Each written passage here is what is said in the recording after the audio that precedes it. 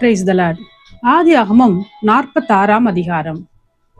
இஸ்ரவேல் தனக்கு உண்டான யாவையும் சேர்த்து கொண்டு புறப்பட்டு பெயர்செபாவுக்கு போய் தன் தகப்பனாகிய ஈசாக்குடைய தேவனுக்கு பலியிட்டான். அன்று இரவிலே தேவன் இஸ்ரவேலுக்கு தரிசனமாகி, யாக்கோபே யாக்கோபே என்று கூப்பிட்டார். அவன், இதோ அடியேன் என்றான்.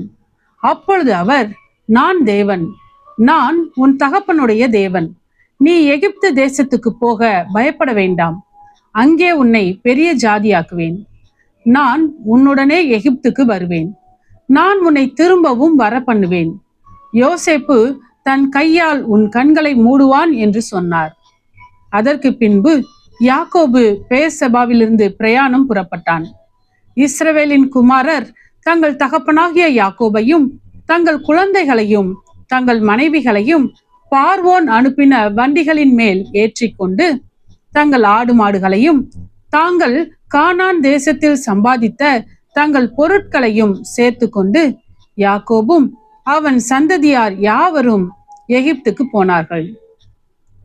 அவன் தன் குமாரரையும் தன் குமாரரின் குமாரரையும் தன் குமாரத்திகளையும் தன் சந்ததியார் அனைவரையும் எகிப்துக்கு தன்னோடே அழைத்து கொண்டு போனான். எகிப்துக்கு வந்த இஸ்ரவேலரின் நாமங்கள் ஆவன: யாக்கோபும் அவனுடைய குமாரரும், யாக்கோபுடைய மூத்த குமாரனான ரூபன், ரூபனுடைய குமாரர் ஆனோக்கு, பல்லு, எஸ்ரோன், கர்மி என்பவர்கள். சிமியோனுடைய குமாரர் எமுவேல், யாமின், ஓகாத், யாகின், சொகார், கானானிய ஸ்திரீயின் குமாரனாகிய சவுல் என்பவர்கள். லேவியினுடைய குமாரர் கெர்சோன், கோகாத், மெராரி என்பவர்கள். யூதாவினுடைய குமாரர் ஏர், ஓனான், சேலா, பாரேஸ், சேரா என்பவர்கள். அவர்களில் ஏரும் ஓனானும் கானான் தேசத்தில் இறந்து போனார்கள். பாரேசுடைய குமாரர் எஸ்ரோன், ஆமுல் என்பவர்கள். இசக்காருடைய குமாரர் தோலா, பூவா, யோபு, சிம்ரோன் என்பவர்கள். செபுலோனுடைய குமாரர் செரேத், ஏலோன், யக்லேல் என்பவர்கள். இவர்கள் லேயாலின் சந்ததியார். அவள் இவர்களையும் தீனாள் என்னும் ஒரு குமாரத்தியையும் பதான் அராமிலே யாக்கோபுக்கு பெற்றாள். அவன் குமாரரும் அவன் குமாரத்திகளுமாகிய எல்லாரும் 33 பேர். காத்துடைய குமாரர் சிப்பியோன், அகி, சூனி, எஸ்போன், ஏரி, அரோதி, அரேலி என்பவர்கள். ஆசேருடைய குமாரர் இம்னா, இஸ்வா, இஸ்வி, பெரியா என்பவர்கள். இவர்களுடைய சகோதரி செராக்கு என்பவள். பெரியாவின் குமாரர் ஏபேர், மல்கியல் என்பவர்கள். இவர்கள் லாபான் தன் குமாரத்தியாகிய லேயாளுக்கு கொடுத்த சில்பாளுடைய பிள்ளைகள். அவள் இந்த 16 பேரையும் யாக்கோபுக்கு பெற்றாள். யாக்கோபின் மனைவியாகிய ராகேலுடைய குமாரர் யோசேப்பு, பென்யமின் என்பவர்கள். யோசேப்புக்கு எகிப்து தேசத்திலே மனாசேயும் எப்ராயிமும் பிறந்தார்கள். அவர்களை ஓன் பட்டணத்து ஆசாரியனாகிய போத்திப்ராவின் குமாரத்தியாகிய ஆஸ்நாத் அவனுக்கு பெற்றாள். பென்யமீனுடைய குமாரர் பேலா, பெஹேர், அஸ்பேல், கேரா, நாகமான், ஏகி, ரோஸ், முப்பிம், உப்பிம், ஆர்து என்பவர்கள். ராகேல் யாக்கோபுக்கு பெற்ற குமாரராகிய இவர்கள் எல்லாரும் 14 பேர். தானுடைய குமாரன் ஊசிம் என்பவன். நப்தலியின் குமாரன் யாத்சியேல், கூனி, எத்சேர், சில்லேம் என்பவர்கள். இவர்கள் லாபான் தன் குமாரத்தியாகிய ராகேலுக்கு கொடுத்த பில்கால் யாக்கோபுக்கு பெற்றவர்கள். இவர்கள் எல்லாரும் 7 பேர்.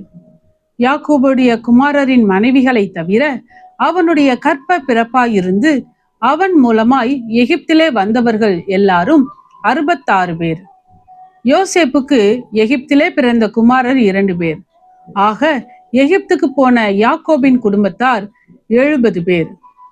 கோசே நாட்டிலே தன்னை யோசேப்பு சந்திக்க வரும்படி சொல்ல யூதாவை தனக்கு முன்னாக அவனிடத்தில் யாக்கோபு அனுப்பினான். அவர்கள் கோசேனிலே சேர்ந்தார்கள். யோசேப்பு தன் ரதத்தை ஆயத்தப்படுத்தி அதன் மேல் ஏறி தன் தகப்பனாகிய இஸ்ரவேலை சந்திக்கும்படி போய் அவனை கண்டு அவனுடைய கழுத்தை கட்டி கொண்டு வெகு நேரம் அவன் கழுத்தை விடாமல் அழுதான். அப்பொழுது இஸ்ரவேல் யோசேப்பை பார்த்து, நீ இன்னும் உயிரோடு இருக்கிறாயே, நான் உன் முகத்தை கண்டேன், எனக்கு இப்போது மரணம் வந்தாலும் வரட்டும் என்றான்.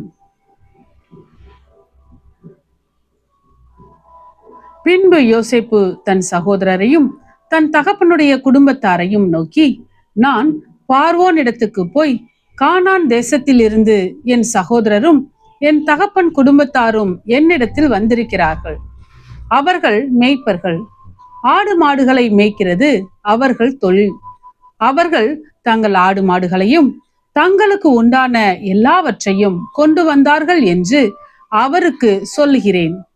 பார்வோன் உங்களை அழைத்து உங்கள் தொழில் என்ன என்று கேட்டால், நீங்கள் கோசேன் நாட்டில் குடியிருக்கும்படி அவனை நோக்கி, எங்கள் பிதாக்களைப் போல உமது அடியாராகிய நாங்களும் எங்கள் சிறு வயது முதல் இதுவரைக்கும் மேய்ப்பர்களாய் இருக்கிறோம் என்று சொல்லுங்கள்.